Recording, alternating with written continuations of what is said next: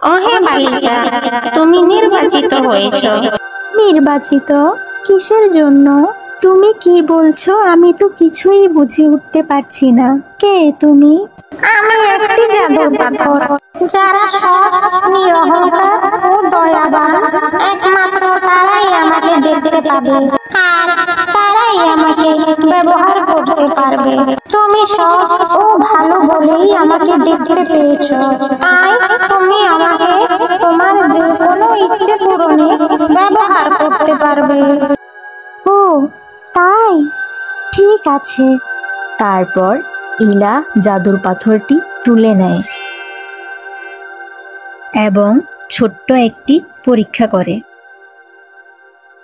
জাদুর পাথর, জাদুর পাথর, ডাকি তোমায় বারে বার, দাও তো কিছু খেতে আমায়, আমি বড় অসহায়।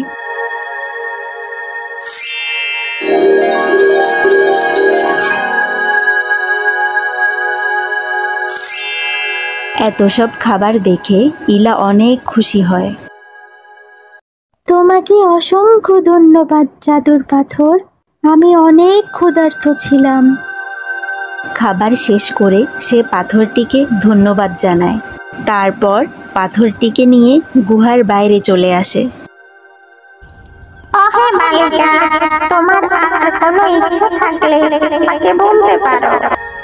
জাদুর পাথর, বন্ধু আমার, ডাকি তোমায় বারে বার, আশ্রয় দাও, ঘর দাও, সুখে ভরা এক নতুন ভোরের দ্বার।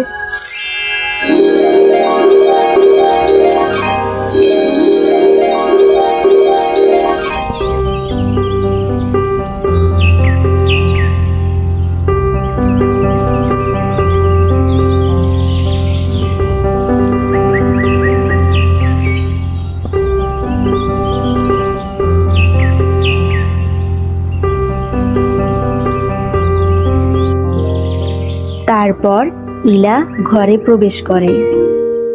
অনেক ক্লান্ত লাগছে, একটু বিশ্রাম নেই।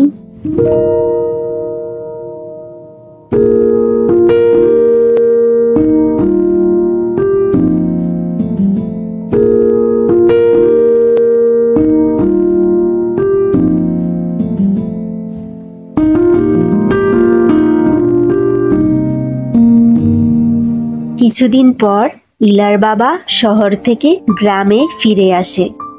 ইলার নামের মিথ্যা অপবাদ কিছুতেই বিশ্বাস করতে পারে না তার বাবা। মেয়েকে খোঁজার জন্য ঘর থেকে বের হয়ে যায়। সব জায়গায় মেয়েকে খোঁজা শুরু করে দেয়।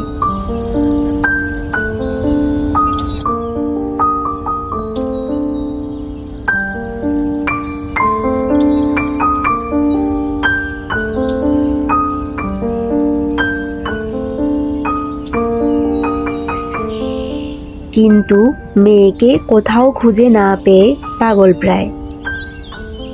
অন্যদিকে জাদুর পাথরের সাথে ইলার বেশ ভালো সময় কাটে। মনের সমস্ত ইচ্ছা জাদুর পাথরের কাছে বলে, আর সাথে সাথেই তার ইচ্ছা পূরণ হয়ে যায়।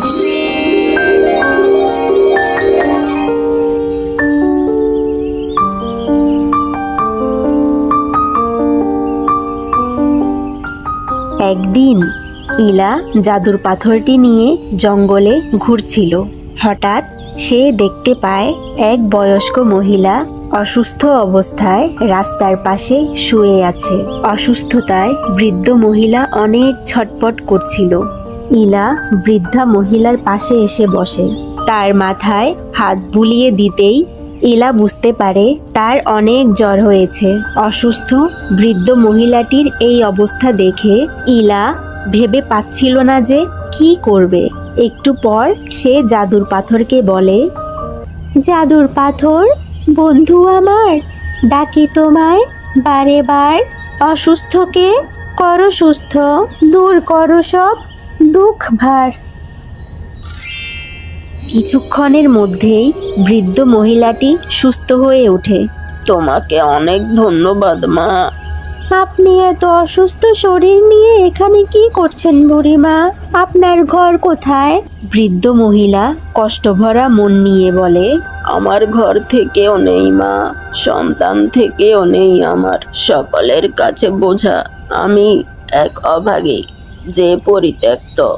আমার একমাত্র সন্তানের কাছে বোঝা। আমার সন্তান আমার উপর অনেক বিরক্ত, তাই তো তার বউয়ের দেওয়া মিথ্যা অপবাদ বিশ্বাস করে আর আমাকে এখানে ফেলে রেখে যায়। আমি এক অভাগী মা, যার কেউ থেকেও নাই।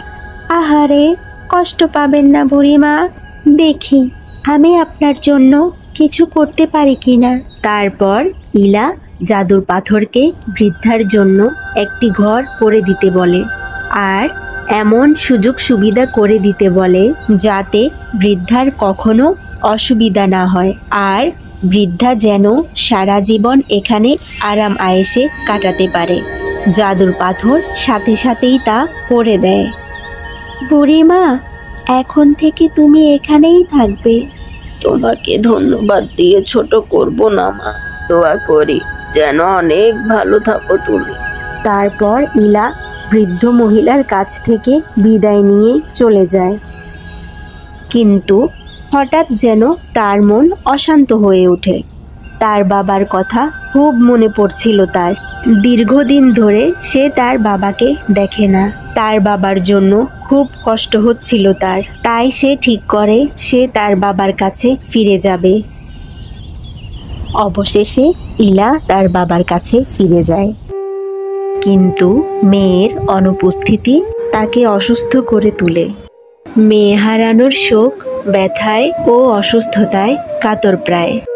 বাবা, কি হয়েছে তোমার? মা, কি হয়েছে বাবার? বাবাকে এত অসুস্থ দেখাচ্ছে কেন? তুই এসেছিস মা, আমাকে ক্ষমা করে দিস তুই। আমি তোর সাথে অনেক অন্যায় করেছি। তুই চলে যাওয়ার পর থেকে তোর বাবা অনেক অসুস্থ হয়ে পড়ে। এই কথা শুনে ইলা খুব দুঃখ পায়। তার বাবার জন্য খুব কষ্ট হচ্ছিল তার। জাদুর পাথর, বন্ধু আমার, তুমি তো সব পারো। একটু আলো, একটু শান্তি এই ঘরে এনে ধরো।